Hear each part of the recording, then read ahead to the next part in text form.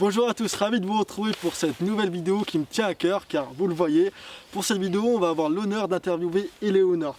Éléonore, c'est un visage que certains d'entre vous vont connaître sûrement, et pour ceux qui ne la connaissent pas encore, vous allez voir, c'est une personne qui est exceptionnelle. Ça fait plusieurs années que je la connais et ça fait autant d'années que j'avais envie de faire cette vidéo interview parce qu'elle a un parcours qui est hyper atypique, elle a une expérience qui est très enrichissante. Infirmière, instructrice de survie, écrivaine, aventurière, maman de 2 enfants, il y a tellement de cordes à son arc. Éléonore, alors moi je ne sais pas quand est-ce que tu vas t'arrêter, mais avant de t'arrêter, j'aimerais bien que tu te présentes à ceux qui ne te connaissent pas. Donc bonjour à tous, merci déjà de m'avoir invité sur sa chaîne.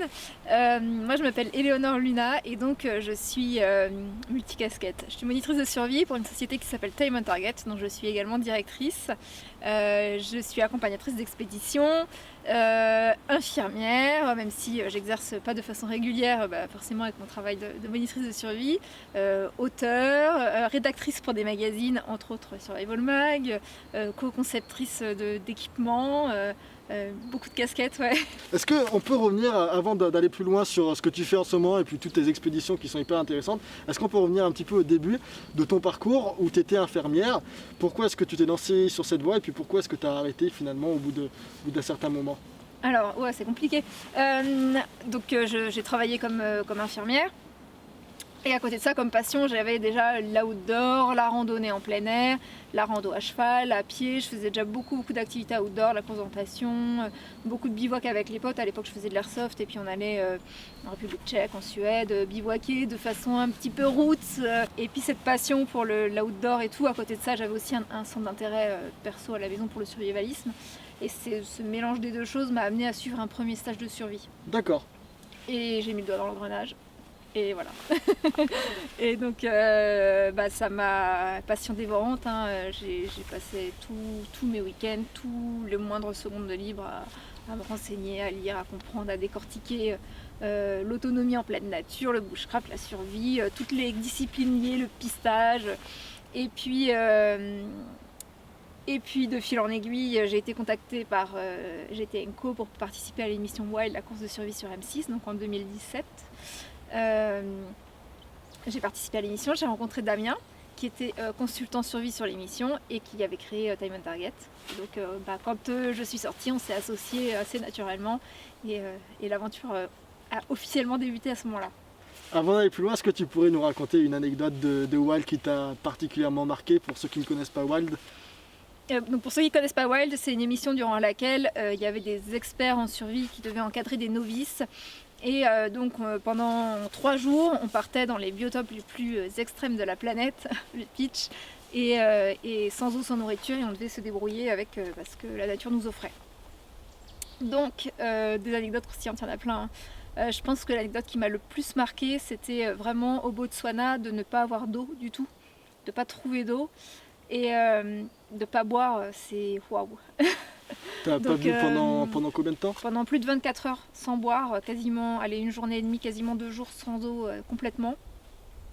C'est hyper dur, c'est physiquement, physiologiquement, mentalement, enfin le manque d'eau, je pense que ça a été le truc le plus marquant pour moi, quoi. Je pense qu'on pourrait en parler des heures, hein, de Wild. Ça a été ta plus grande expédition, enfin ta première grande expédition? Ouais, première grande expédition, ouais. Ça a duré quand même 5 semaines. Pendant 5 semaines, on a fait la savane au Botswana, le désert du Kalahari, ensuite on est parti jungle amazonienne, Tupisa en Bolivie, et puis la Cordillère Royale, très haute altitude. Donc pendant 5 semaines, on a vraiment balayé plein de biotopes et d'environnements différents. Donc c'était vraiment première grosse expérience pour moi, quoi. Ça donne envie de repartir là, vous voyez j'ai le masque, on est en période Covid mais c'est vrai que le voyage manque.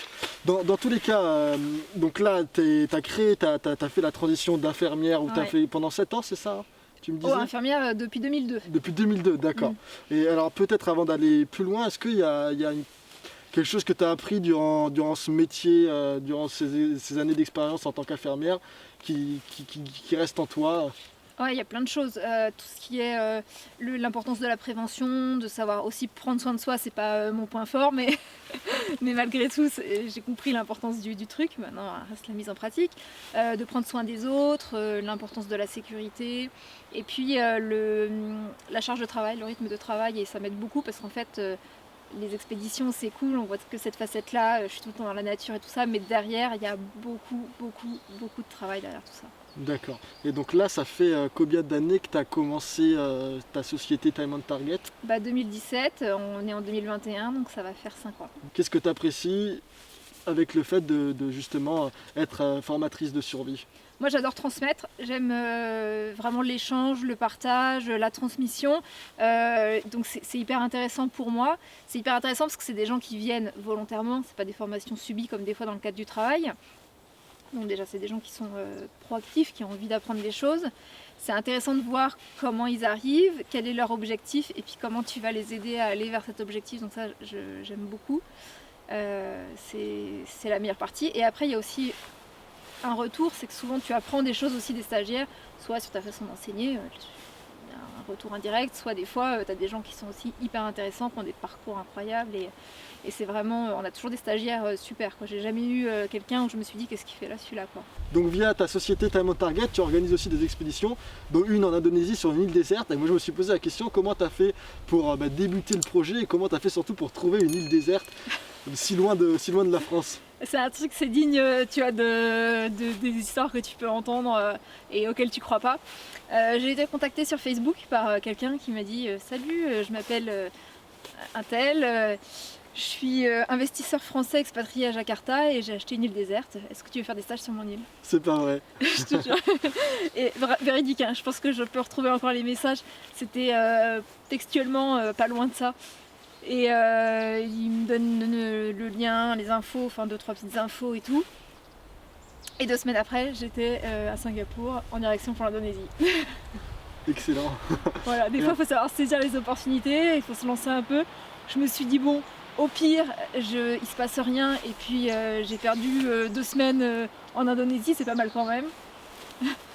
Et finalement, c'était une super opportunité. Sur l'Indonésie, où tu étais déjà parti avec des stagiaires, est-ce que tu as une petite anecdote rafraîchissante à nous raconter? Ah ouais, il y en a une qui était énorme. C'était le meilleur moment, je pense, après coup, des fous rires de fou. Sur le coup, c'est pas trop des fous rires, mais en Indonésie, là où je vais, il y a des varans qui sont des Salvatore macromaculatus. Donc c'est les cousins des komodos. C'est les deuxièmes plus gros après les komodos. Les plus gros font jusqu'à 3 mètres de long avec la queue, hein. Donc ça fait déjà de la bonne bestiole. Quand ils sont redressés au niveau de la tête, ils sont hauts comme ça. Ils sont pas craintifs, ils sont assez curieux, comme des renards par exemple. Tu peux pas les approcher, ils vont s'éloigner. Mais dès que tu es statique ou que tu manges, ils vont venir guetter ce que tu fais. Ils vont attendre que tu t'en ailles pour venir fouiller. Donc un peu entre deux. Seul détail, c'est qu'ils ont quand même des glandes à venin. D'accord. Et puis plein de bactéries dans la bouche, quoi, des morsures qui sont mortelles à terme. Quoi. On se méfie toujours de ces varans, on se déplace en binôme, on fait attention. Et bien le soir, on va se coucher en hamac dans la jungle. Et le soir, ils chassent à la tombée de la nuit énormément. Et ils chassent là où on a mis les hamacs. Sauf qu'on avait mis les hamacs à hauteur classique, quoi, à moins d'1 mètre du sol, enfin 1 mètre du sol. Et il y a un des stagiaires qui s'est fait charger dans la nuit par un varan. Donc on s'est réveillé en hurlant, en allumant tous les frontales parce qu'on l'a entendu se faire charger. Enfin, il était arrêté à 50 cm de lui, un truc de fou. Et c'était un Belge. Ça n'a rien à voir avec le fait qu'il se fasse charger ou pas. Mais du coup après, des sketchs le lendemain et tout. Enfin c'était le running gag du séjour quoi. Pas eu de mort? Enfin, ce qu'on vous dit pas, c'est que le Belge il est resté sur l'île. Non, pas eu de mort, pas de blessés, rien. Enfin, c'était juste, voilà, quand on s'est mis à crier, qu'on a tous allumé les lumières et tout, il s'est arrêté, il est reparti un peu craintif et tout. D'accord. On a rigolé de fou, quoi. Dit comme ça, là on en rigole, mais finalement tu as une grosse responsabilité quand tu encadres une expédition de ce type-là, parce que vous êtes perdu entre guillemets sur une île déserte, et je sais pas, pour si vous avez besoin de demander des secours, ils sont là en combien de temps? Alors oui, déjà c'est une grosse responsabilité, là maintenant j'en rigole beaucoup, et puis on en a rigolé après coup. Sur le moment, dans la nuit, on n'en a pas beaucoup rigolé, hein. Moi je me voyais déjà faire des gros titres parce que je me faisais manger un stagiaire, pas gérer le truc, enfin il y a eu un petit moment de flottement, de se dire waouh, faut gérer le groupe, faut arriver à faire redescendre la pression, à prendre les bonnes décisions, donc on a mis en place des stratégies et tout ça pour sécuriser tout le monde. Enfin, mais en Indonésie, donc on prévoit toujours un backup, donc il y a quelqu'un qui vient en plus de France en général. et qui reste sur une autre île à distance et qui est prêt à intervenir, qui a un peu d'astreinte 24/24. Donc moi j'ai du matériel, un téléphone SAT pour pouvoir l'appeler. Par contre, quand la mer est bonne, il faut 3 heures pour que le bateau arrive. D'accord. Donc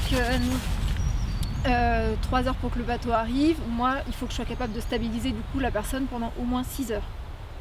Le temps que le bateau arrive et le temps que la personne reparte jusqu'au dispensaire. Il n'y a pas d'hélicoptère Non, il y a des plateformes pétrolières avec des hydravions.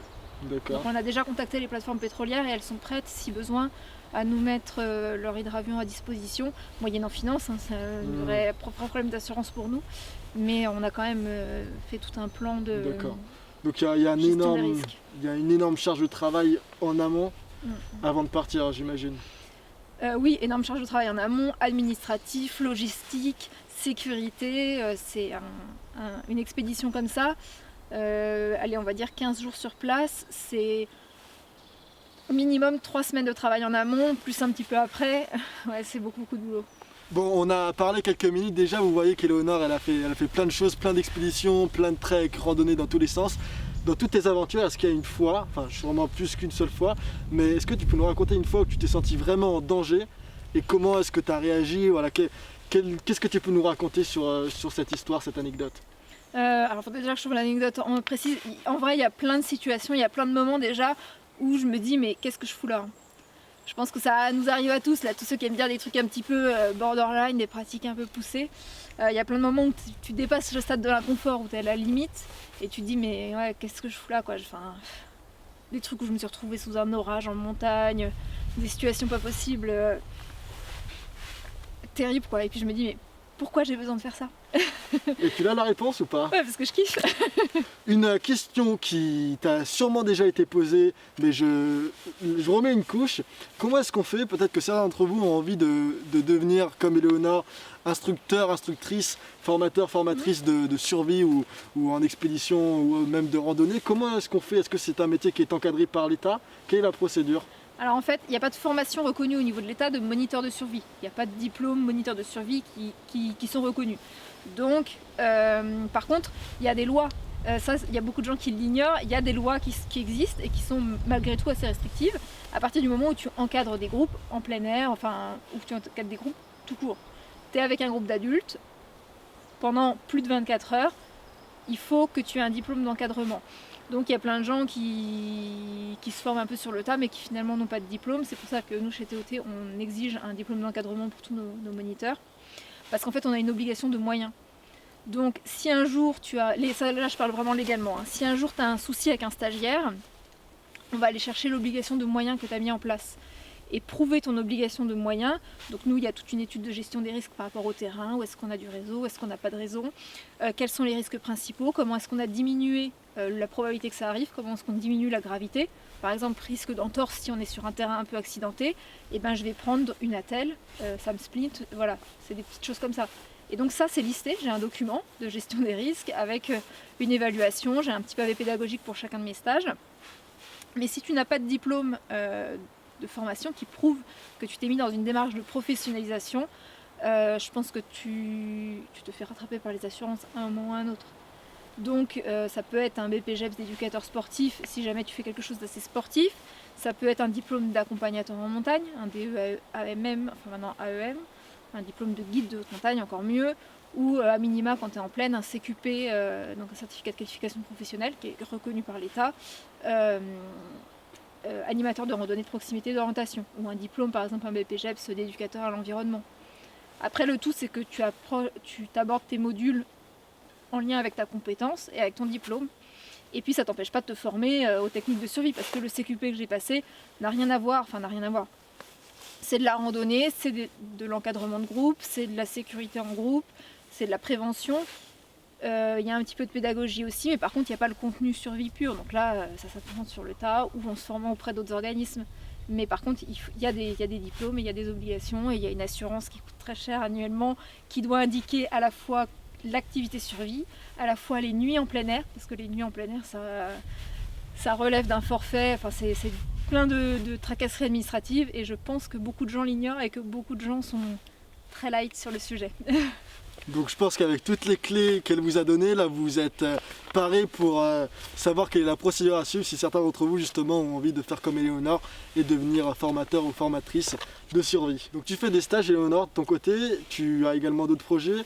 J'ai ouï dire que tu avais écrit un livre. Est-ce que tu peux me raconter un petit peu comment ça s'est passé? Ouais, j'en ai même écrit 2 en fait. J'ai un moment de retard, mais de toute façon c'est simple. Si pendant 2 mois j'arrête dessus sur l'actualité, on a toujours du retard. On perd le fil. En fait, j'ai été contactée par les éditions Rustica qui m'ont proposé d'écrire un livre en me demandant si ça m'intéressait. Ils avaient déjà le titre.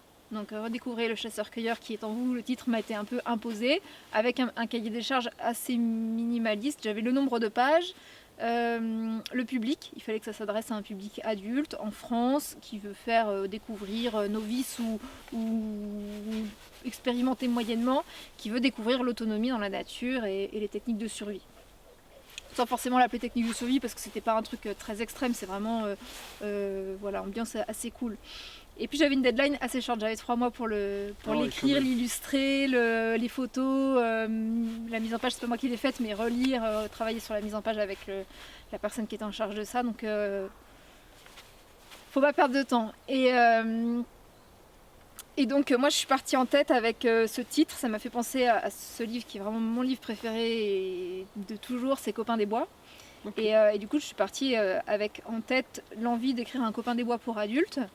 Un petit peu structuré parce que tu me connais, j'ai un côté carré, structuré, organisé, millimétré, donc avec ce côté très structuré du livre. Et je voulais qu'en fait, quand les gens ont lu ce livre, ils ont envie de le prendre et de partir dans les bois avec et de tester le truc que je viens d'expliquer. C'était vraiment Et visiblement ça marche bien parce que les retours que j'en ai, c'est ça. Les gens, ils ont envie d'aller tester sur le terrain tout de suite.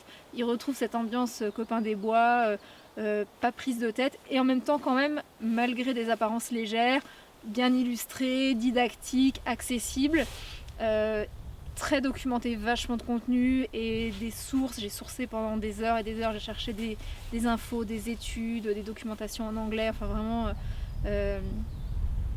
malgré tout très précis derrière, sous ces apparences de livres sympas et de trucs un peu tout public, très précis. Avec le recul, c'est une bonne expérience. C'est un projet, j'allais te demander si c'est un projet que tu referais, mais visiblement, si tu as écrit un 2e livre, la réponse est toute vue.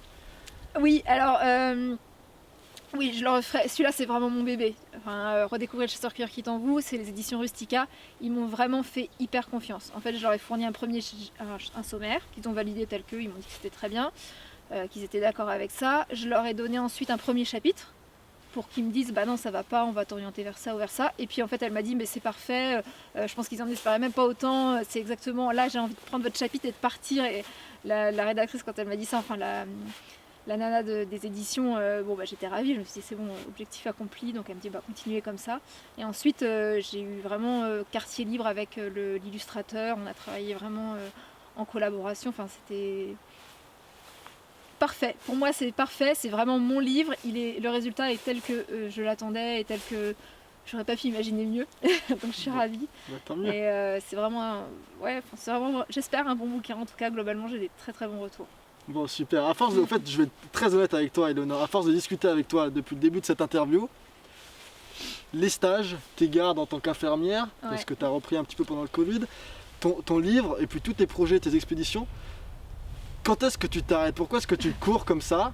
Et la question en fait elle est même un petit peu plus globale, plus vaste, parce qu'il y a plein de gens qui vont regarder la vidéo et qui n'ont pas forcément cette passion pour la randonnée et le trekking, mais comment fais-tu pour rester passionné, motivé L'avantage de ce milieu-là, c'est que c'est pas une discipline fermée, il y a tellement de connaissances et de compétences, tu peux jamais t'ennuyer.